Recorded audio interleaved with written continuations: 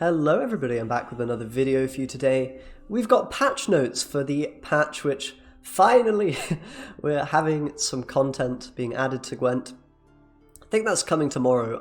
I could be wrong, but usually they do patch notes the day before a patch drops. So we can expect that very, very soon.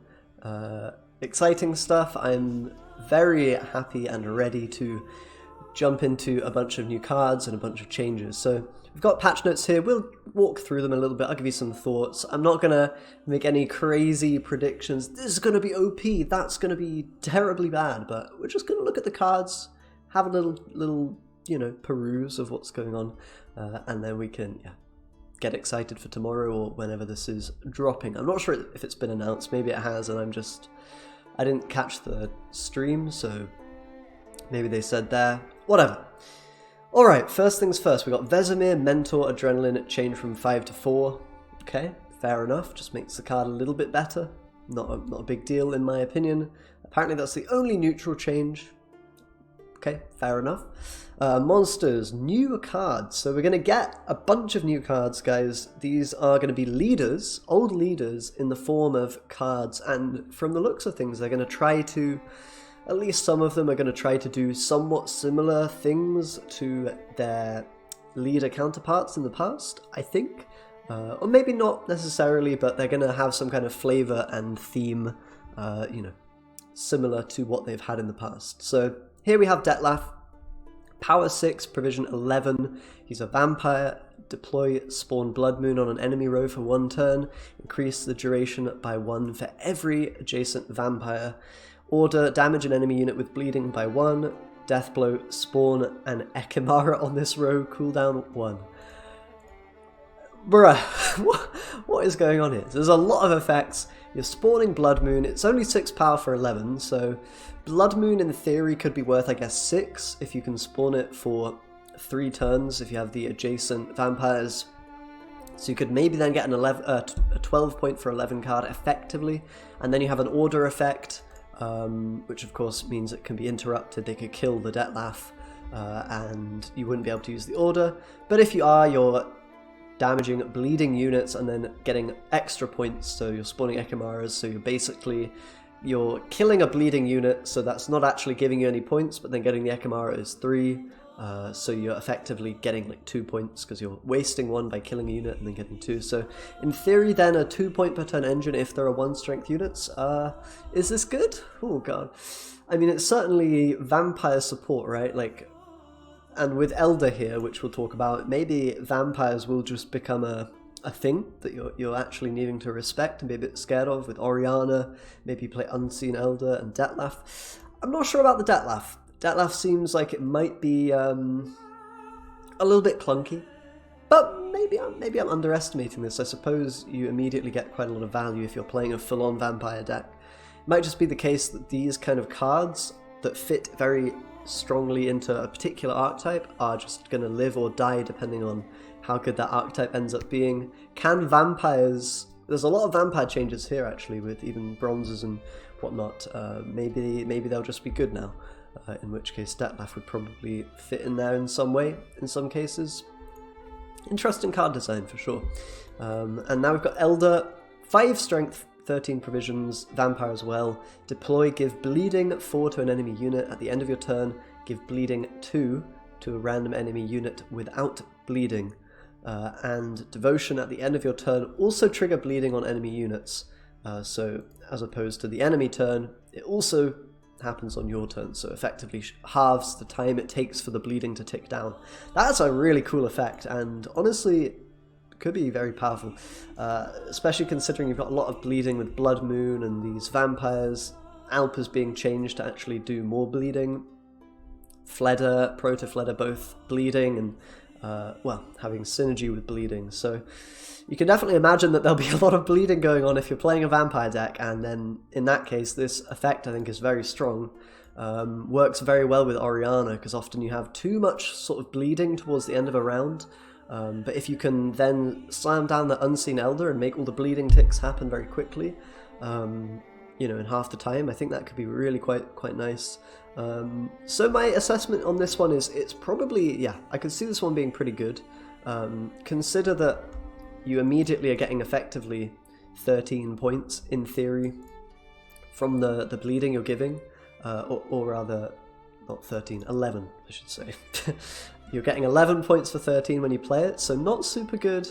Also worth noting, it is quite vulnerable to dying, so that's probably the downside here. And if you obviously lose it, then the devotion effect goes away. So we'll see. It might just be a bit too vulnerable, but you can maybe just play this with Defender, and maybe you play it with Carapace. Carapace is also being changed, by the way, so that it only targets monster units. You can't do Ciri shenanigans anymore. Whatever. Bit of a shame, maybe. Maybe not. I can see why they made that change, but yeah. It's always in that move, right, from, like, you know, all the crazy interactions make them less crazy kind of thing.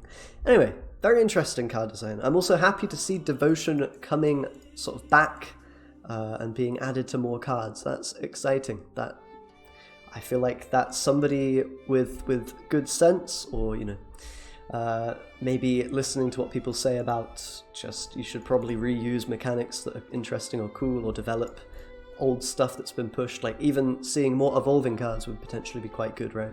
Could have even had like leaders be evolving cards, or maybe they'll do that in the future, who knows. But there's a lot of potential there, right? Alright, next we've got, Alp, Fleder, Proto-Fleder. Pretty interesting changes. Fleder might actually be somewhat viable now. I'm getting calls, that's pretty annoying. We've got Fleder. Whenever an enemy unit receives bleeding, gain vitality for the same duration. That could be somewhat decent with, you know, an Unseen Elder. Fleder on the board, get a ton of value actually. I mean, I suppose with vitality it's definitely capped to a certain amount. And I can't remember the stat line on this, but I think it's pretty bad, isn't it? It's like a 3 for 5 or something like that. Maybe a 4 for 5. So I'm not entirely sure if this card would be super good. I mean, basically, like, what can I say? These are vampires. They're getting buffed in some way, sort of. They're getting changed to support a vampire all-in archetype a bit more.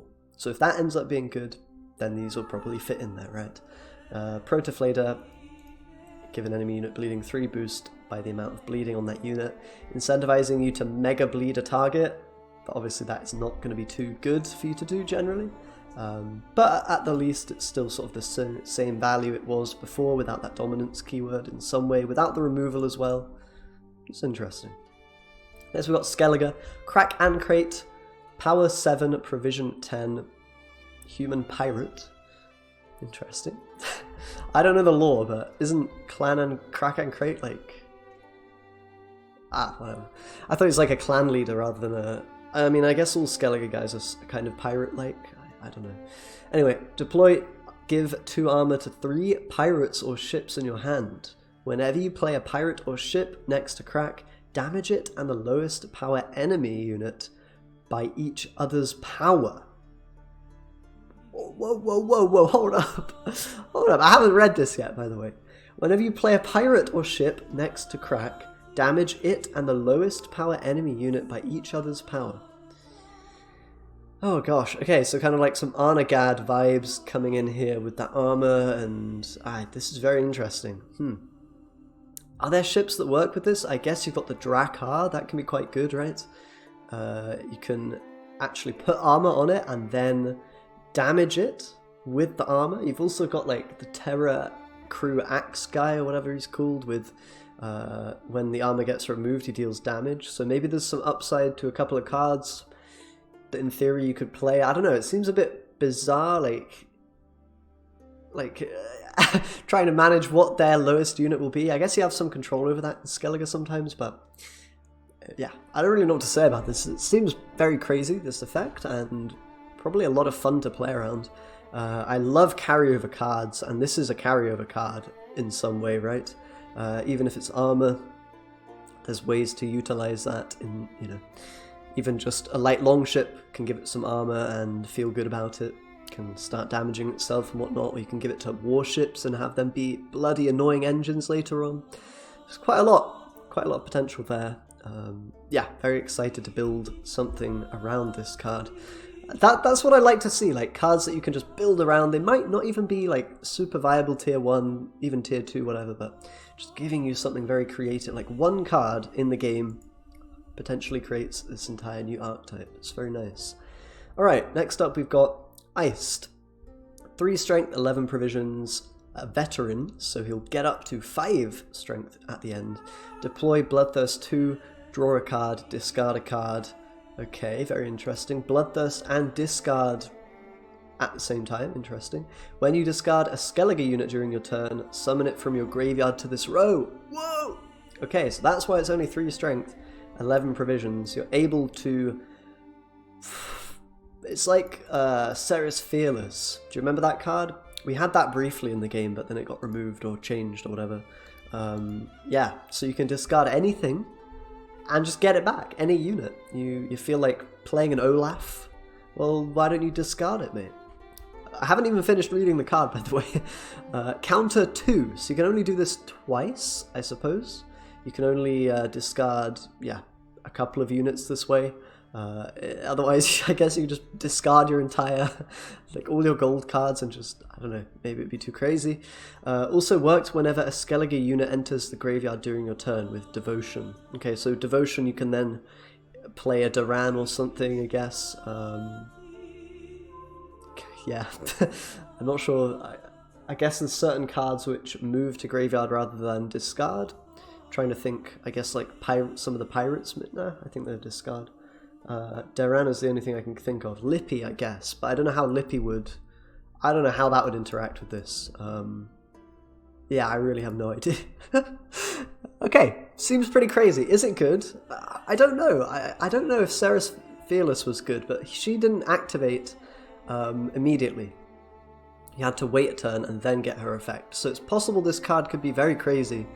I guess it just thins one, right? And it's... is it even good? Fuck, I don't know. I can't... My brain doesn't compute this. Maybe it's good, maybe not. Who knows? We'll play it. We'll try it out. We'll build a deck with it, and then we'll see. I think that's the best approach here. Ursine Ritual nerfed a little bit. Provision cost down by 1. Morkvarg, no longer a warrior. They're trying to make Blood Eagle a little bit weaker, I guess, because everyone has warrior tag. Same thing with this Terra Crew Axe Wielder. Demon Smuggler is now 4 strength instead. Oh, it's now 3 strength. Never mind. This is the guy that damages stuff and boosts by. It's just some generic kind of terrible pirate. But now it's a 5 strength, 5 provision, 3 strength guy. If played next to a ship, spawn a base copy of self on the row and order damage a unit by 1. Oh god! Wow, that's crazy. Wow, that could be pretty sweet actually. So you get basically 6 for 5, but 2 engines that damage 1 every turn. I love that. That's great design. That's very cool. Very nice. Yeah, I mean that's a pirate. Sure. Seems good. Seems like a nice pirate card. Somewhat good. I mean, generally if you can play 2 engines on 1 turn, that is quite a powerful ability. And you can think of this like a 2 point per turn engine if it doesn't get answered. And if it does get answered, it's a 1 point per turn engine. So it's basically always 7 for 5 and then an engine on top of that. Quite good, I think. Quite a strong card. Demon Warship. I mean, Skellige has so many good bronzes though, right? So will this be played? Who knows? Demon Warship. Power change from 3 to 4. This is the one that pings for 3 damage. Provision change from 5 to 4. Ability change to whenever you play a pirate, damage self and a random enemy unit by 1. Death Wish. Summon a random bronze pirate from your graveyard to this row. Oh my god! What is that Death Wish? Okay, we're getting actual pirate synergy. Like, with the pirates that discard your card from top deck, and then you can you could discard them with just regular discard, and then you get this warship playing it with crack, damaging itself, and whenever you play a pirate, damaging itself, dueling effectively the enemy's lowest unit, and then when it dies you get a pirate back. Oh my god, okay, that's a lot to compute.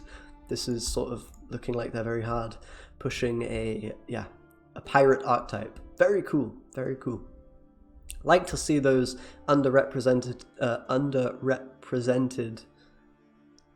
Is that a word? I hope so. It's good to see those archetypes be supported is what I'm trying to say.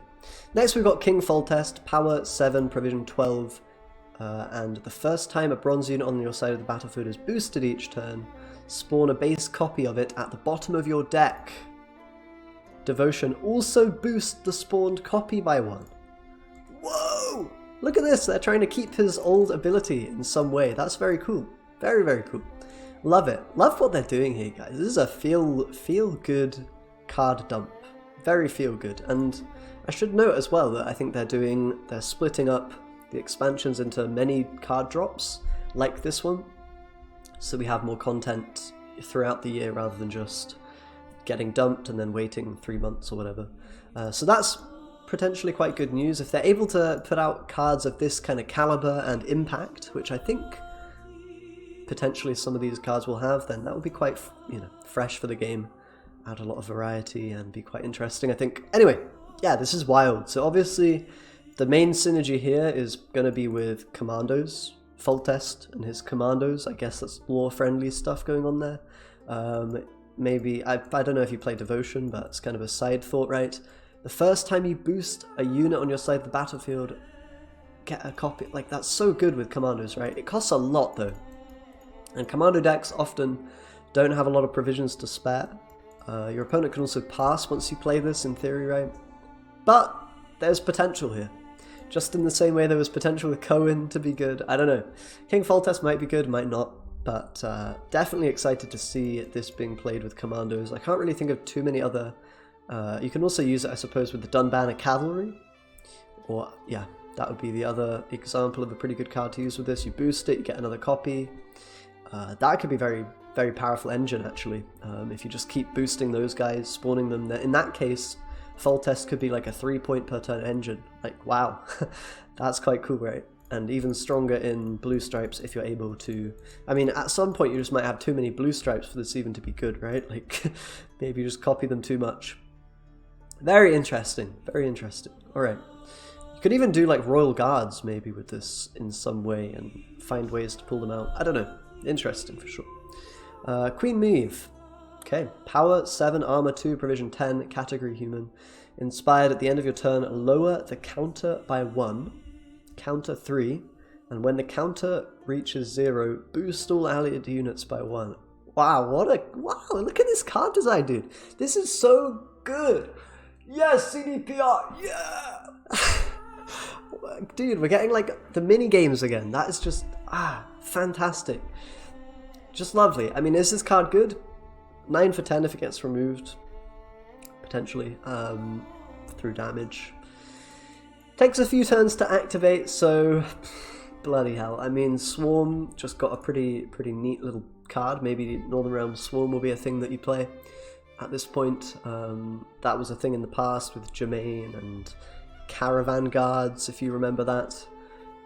This card's pretty cool. I don't know if this is good. It seems a little bit clunky, a little bit hard to meet that condition, but very interesting little mini game that you can create. You can boost her up with your own cards if the opponent tries to damage her down.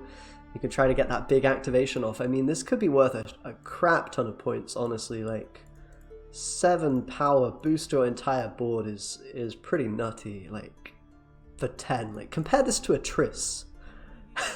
If you can make this work, like, this card in a Swarm deck is absolutely nuts, dude. So, I don't know, that might be quite good. We'll see, we'll see.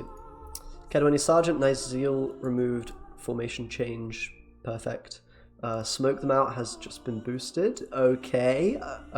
Now only 4 provisions, okay. Swarm NR coming in, okay. Support for some other archetypes, alright, okay. Time to get out the frigates again, boys. Smoke them out. You know, play some Devotion Northern Realms, and just maybe we play King Foltest with fucking Dunbanners and chuck all the Dunbanners out of the deck. Swarm the board, baby. Let's go, Northern Realms! Right, I'm getting a little bit excited here. Getting a little bit excited, but that's cool. Scytheman has been changed to 4 power, wow. But only units on this row, okay. Capping Scytheman out a bit, fair enough. Maybe they figured out Swarm would just be way too broken with Scytheman as they are. Understandable. We're getting towards the end here, guys. It's taking quite a while. These very exciting changes. Okay, we've got Scoia'tael, Bruverhoog, 6 power, 11 provisions, dwarf. Deploy, gain 1 armor for every dwarf in your hand. Barricade, at the end of your turn, boosts all dwarves with armor on this row by 1. Well, okay then. Dwarf support, I don't know what more to say about that. It's quite a powerful ability. That's a very powerful ability, like really.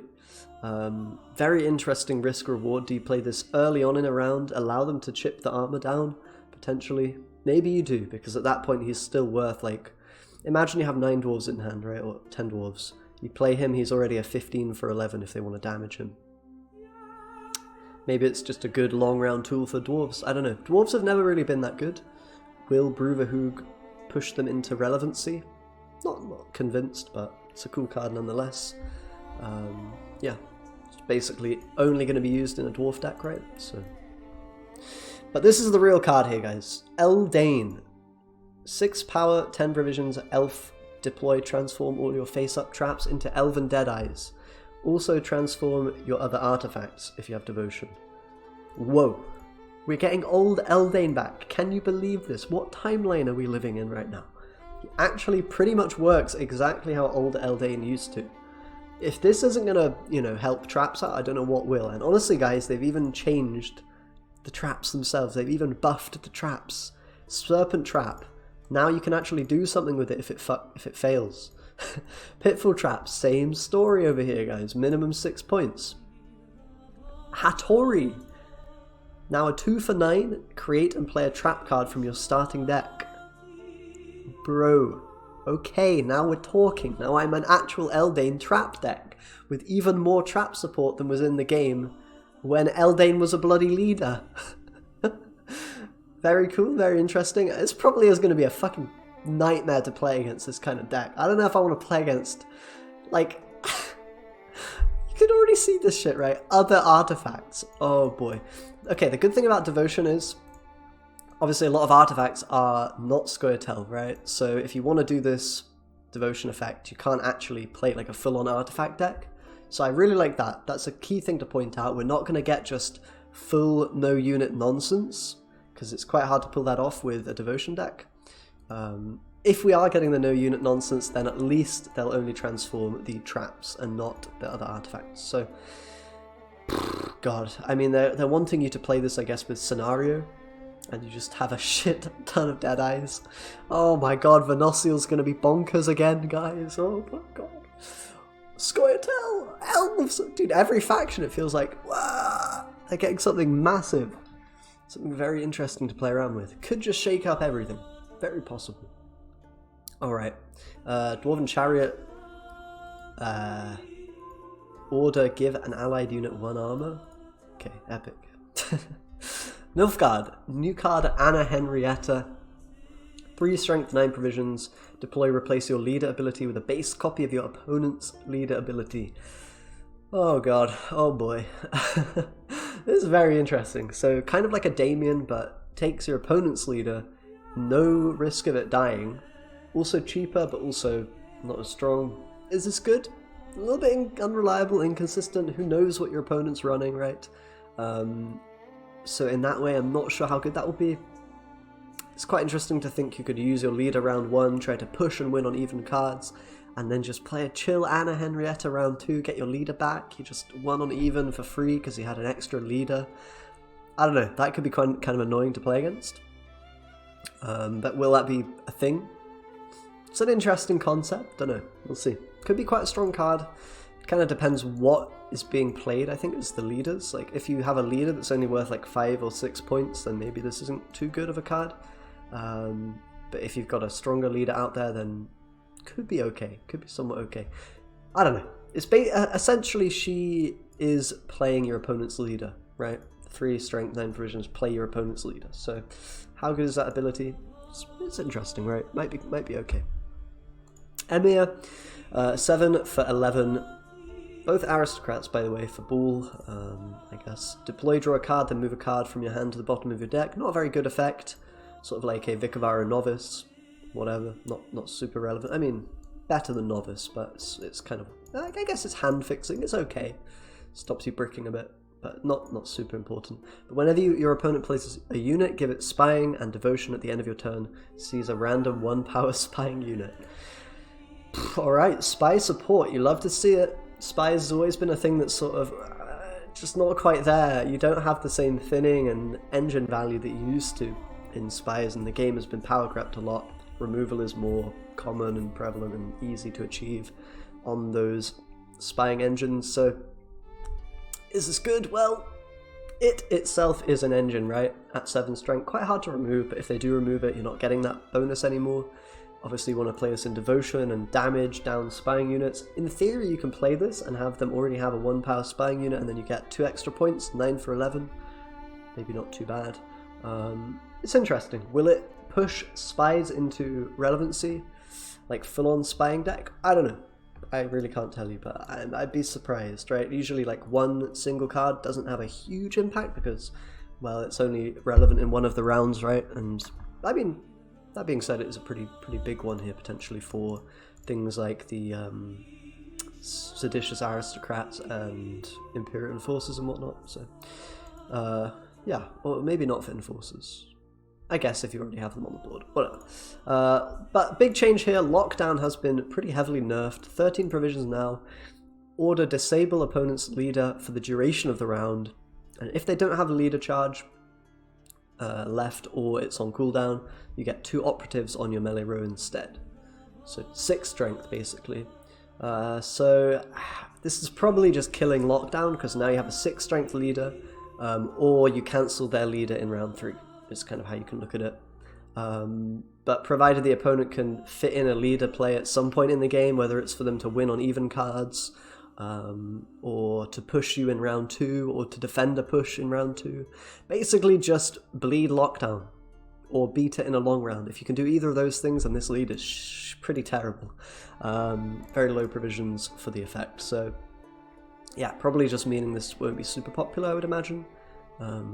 Probably it makes a lot of people happy. Alright, Mentor also getting nerfed back to how it was. Colgrim getting nerfed to Adrenaline 1. Oh wait, Adrenaline 1 is actually a negative, right? Yeah, I said Vesemir got buffed. Me dumb. I'll probably, whatever. Yeah.